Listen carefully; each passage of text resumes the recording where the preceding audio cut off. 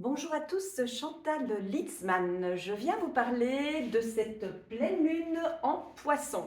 Je ne vous ai pas parlé de la dernière nouvelle lune, j'étais en vacances, veuillez m'en excuser. J'ai besoin de repos de temps en temps comme tout le monde. Donc voilà, aujourd'hui je viens vous parler de cette pleine lune en Poisson qui a une grande particularité puisqu'elle est aussi je vais dire, on appelle en astrologie conjointe au nœud nord en Poisson. C'est ce qui va donner ce phénomène d'éclipse et cette fois-ci, l'éclipse, elle sera lunaire. Fin du mois, je vous reparlerai à la nouvelle lune, la prochaine nouvelle lune qui aura lieu en Vierge et qui donnera cette fois une éclipse solaire. Alors donc, pour rappel, qu'est-ce qu'une pleine lune? Il y a une pleine lune, c'est une opposition entre le soleil d'une part et la lune d'autre part. Donc le soleil se trouve ici en Vierge et la lune en Poisson. Il y a toujours au moment de la pleine lune un tiraillement entre ces deux pôles opposés de notre énergie. Donc avec la Vierge, nous avons le côté rationnel, d'autant plus que nous avons une conjonction du Soleil à Mercure. Mercure, planète du mental et de la communication. Elle se situe en signe de terre, donc on a un raisonnement très cartésien, très logique, très analytique, très terre à terre.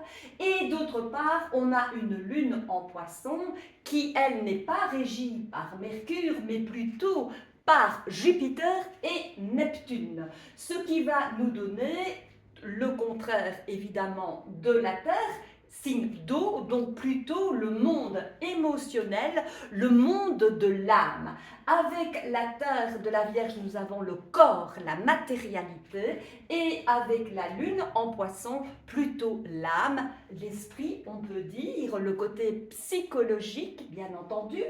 Alors, avec la Terre, nous avons donc le Soleil en Vierge, la matière, le rapport à la réalité, le côté pratique, pragmatique, alors qu'avec le Poisson et l'eau, nous sommes plutôt dans le monde sensible, dans le monde invisible, immatériel, impalpable.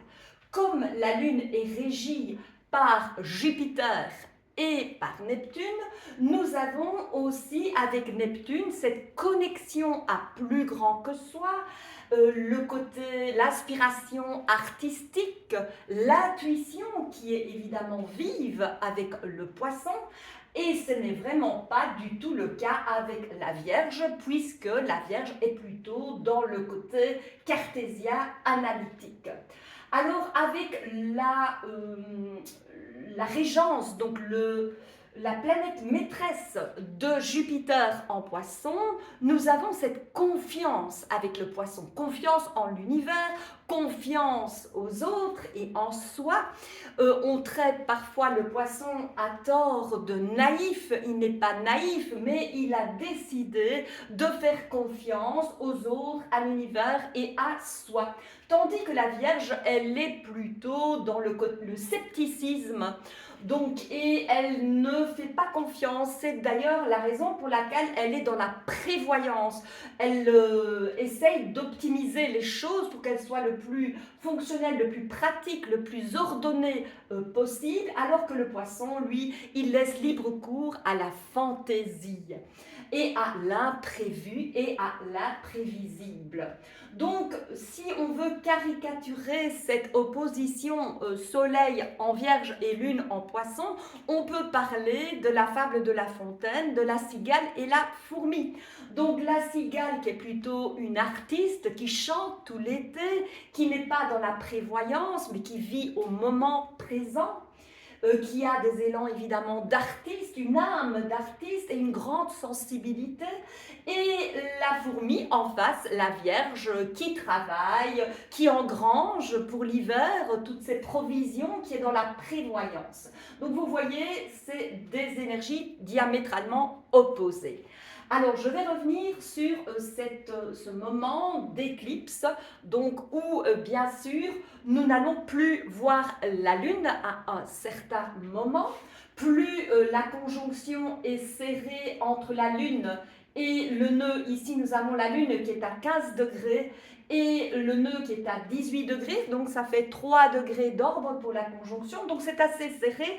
Donc plus la conjonction du nœud est serrée par rapport à la Lune, plus évidemment l'éclipse va être visible, elle va être, disons, plus importante. Il y a des éclipses partielles et des éclipses totales. Ici, elle n'est pas totale, mais elle est quand même très bien, elle sera assez importante, donc la Lune va être cachée à d'une bonne proportion de son astre. Bon, alors oui, je parle d'astre puisque la Lune est considérée comme un astre en astrologie. Alors, donc, cette éclipse va être assez importante puisque quand vous cachez quelque chose et puis que vous le faites réapparaître, eh bien, il est plus intense.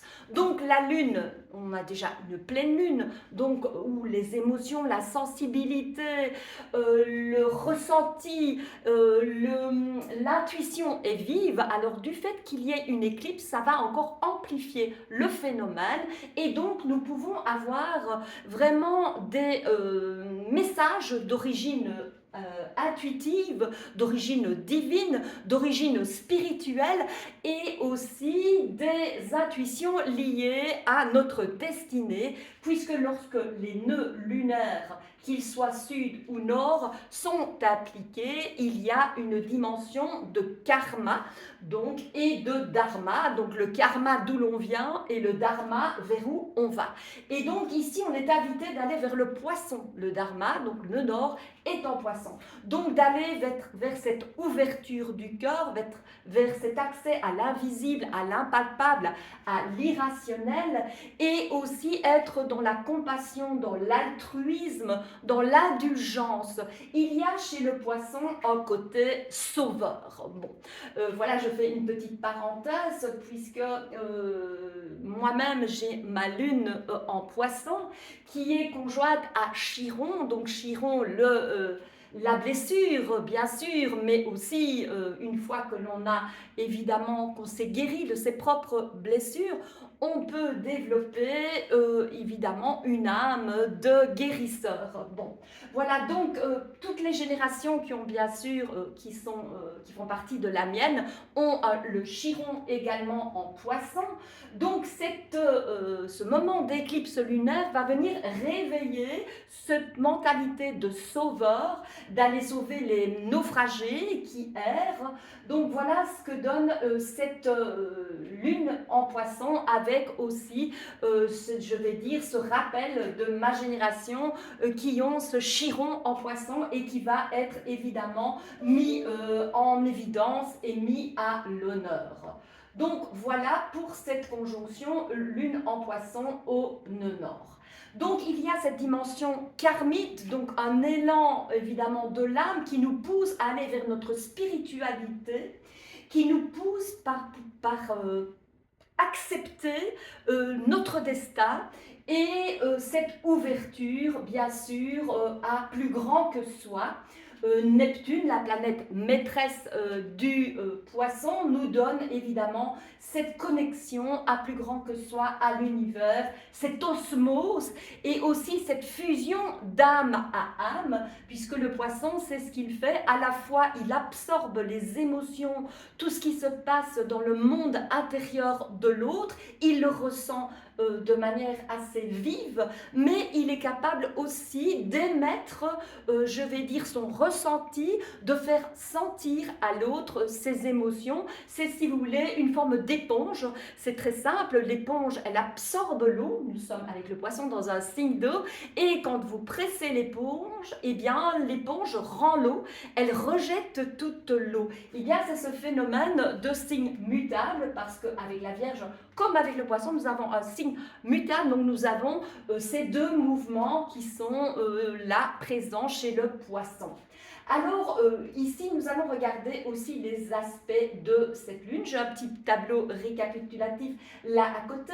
La lune qui est en poisson est opposée à Mercure, donc ce qui veut dire qu'il y aura du moins pendant cette période de la pleine lune, mais qui va durer un peu plus longtemps parce qu'une éclipse lunaire, eh bien, les effets peuvent se ressentir pendant 6 semaines, alors qu'une pleine lune, les effets sont de maximum 3 jours, un peu avant, un peu après. Ici, ça va durer beaucoup plus longtemps et donc nous allons ressentir bien sûr tous les tiraillements, surtout entre évidemment la Lune et le côté mercurien de la Vierge, donc entre la Lune, le ressenti, l'intuition, la sensibilité, notre vulnérabilité, et Mercure, le raisonnement logique, cartésien, analytique, et aussi la manière de pouvoir verbaliser, de pouvoir comprendre les choses, bien entendu, de manière intellectuelle, mais aussi de pouvoir les verbaliser, mettre des mots. Et cette opposition Lune-Mercure va nous donner une difficulté à exprimer notre ressenti et aussi peut-être à mettre des mots sur notre ressenti émotionnel qui va cette fois-ci avoir des répercussions pendant 6 mois parce que l'éclipse lunaire va nous donner des révélations, le sentiment que la coupe déborde et qu'il va falloir mettre en place des changements importants dans notre existence qui vont durer 6 mois. Donc ça va nous mener au printemps de l'année prochaine. D'ailleurs, cette éclipse lunaire eh bien, nous renvoie à la dernière qui s'est passée évidemment au mois de mars dernier, lorsque nous avions évidemment l'inverse, c'est-à-dire une lune en Vierge et un soleil en Poisson.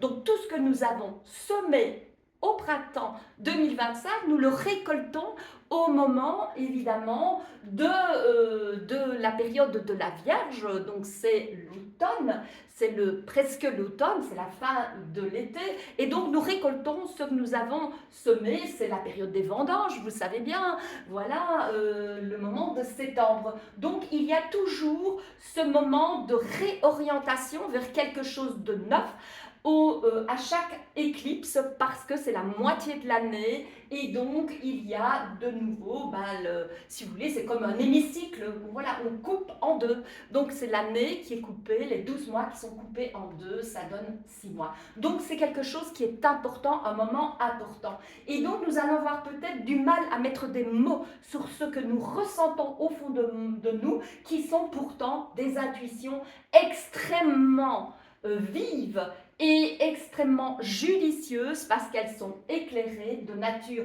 divine et de nature spirituelle du fait qu'il y a une éclipse, c'est-à-dire une conjonction au nœud. Alors, cette lune en Poisson fait aussi un quinconce à Vénus qui se trouve ici en Lion.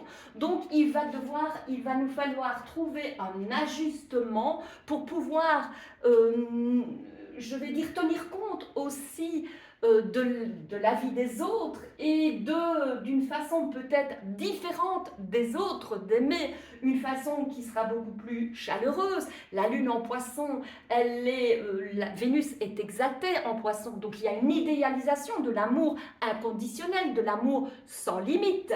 Alors que ici, avec la Vénus en Lion, qui est un signe fixe, qui n'est pas un signe mutable comme le Poisson, et là, on a un amour qui est chaleureux, bien sûr, mais qui est fixe, c'est-à-dire dans une seule direction, alors que le côté mutable donne évidemment des facettes tout à fait différentes de l'amour. L'amour peut être expérimenté de différentes façons avec le côté mutable et le Poisson qui évidemment est en osmose, en fusion avec les autres, alors que la Vénus en Lion, elle, est plus sélective et tombe amoureuse d'une seule personne à la fois.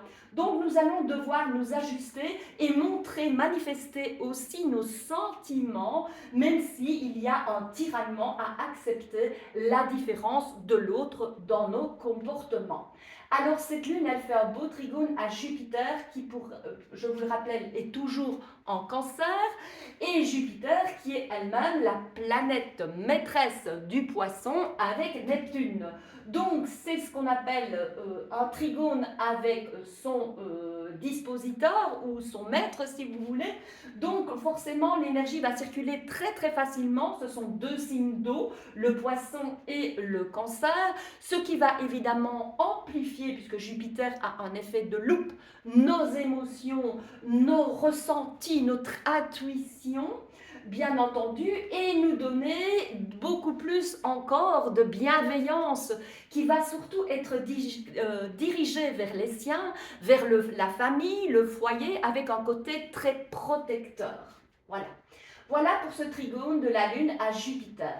Nous avons un sesqui carré à Lilith, Lilith qui se trouve en Balance. Donc nous allons réussir, mais nous allons devoir mettre beaucoup d'efforts dans notre comportement pour pouvoir exprimer nos besoins tout en respectant bien sûr la différence de l'autre au niveau du couple, c'est-à-dire toujours rechercher avec cette Lilith en Balance l'harmonie, la paix, la conciliation par rapport à l'autre, en particulier le couple, le partenariat.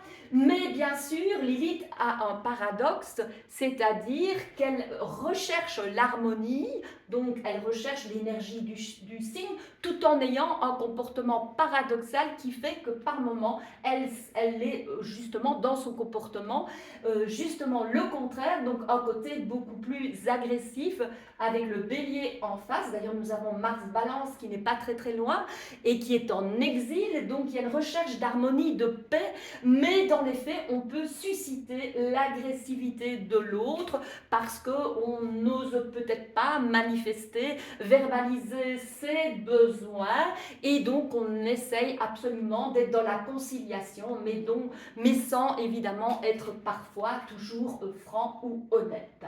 Alors cette lune fait un semi-carré de Pluton, et là ça va évidemment intensifier encore les émotions, mais plutôt dans la négativité, c'est-à-dire que le semi-carré à Pluton va faire remonter le refoulé des angoisses, des peurs irrationnelles évidemment avec le Poisson, et bien sûr va nous donner des élans, comme le Poisson est déjà un sauveur, bien une difficulté à ne pas être vampirisé, parce que bien sûr le Poisson a, surtout avec la Lune qui est déjà fusionnelle en elle-même, donc vouloir fusionner avec l'autre, mais tout en se faisant absorber par l'autre, en se faisant étouffer par l'autre, en se faisant dominer ou même abuser par l'autre. Donc attention, mentalité de sauveur, oui, ok, mais avec ses limites.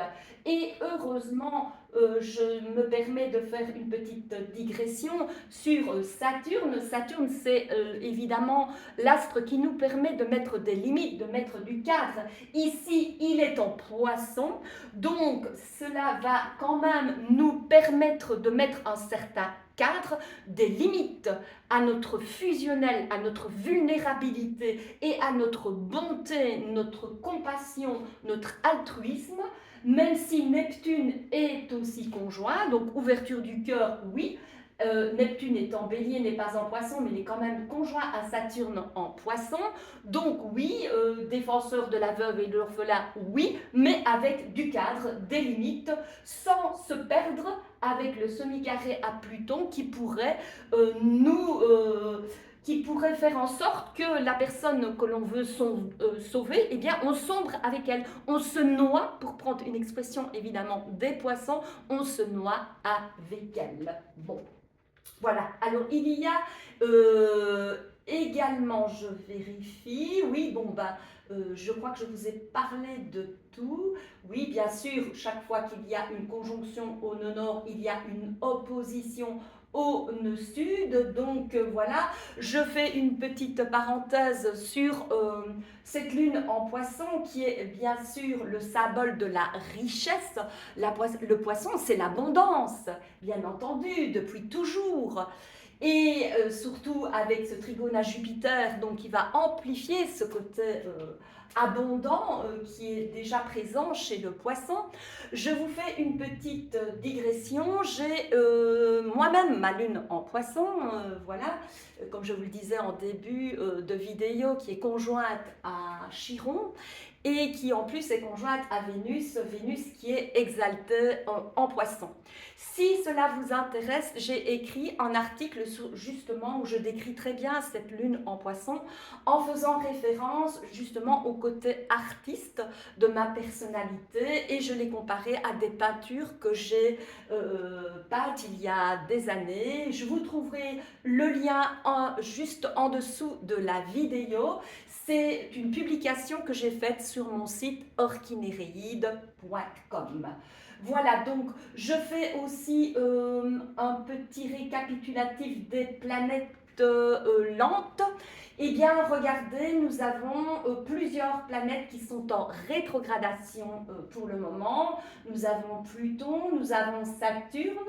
Donc Pluton qui est en Verseau, Saturne qui est en Poisson, Neptune qui est en Bélier, Chiron rétrograde aussi en Bélier, nous avons Uranus qui est en Gémeaux et qui rétrograde. Ce mouvement de rétrogradation va nous donner évidemment un élan d'introspection et donc va aussi nous aider d'aller beaucoup plus, d'être plus à l'écoute de notre ressenti, donc de nos émotions, de notre sensibilité et de notre intuition. Voilà, je pense que j'ai été longue assez. Si cette vidéo vous a plu, je vous invite à mettre un pouce vers le haut en dessous de la vidéo et de vous abonner, pourquoi pas, si vous voulez, écouter mes autres podcasts ou mes autres vidéos sur les pleines lunes et nouvelles lunes.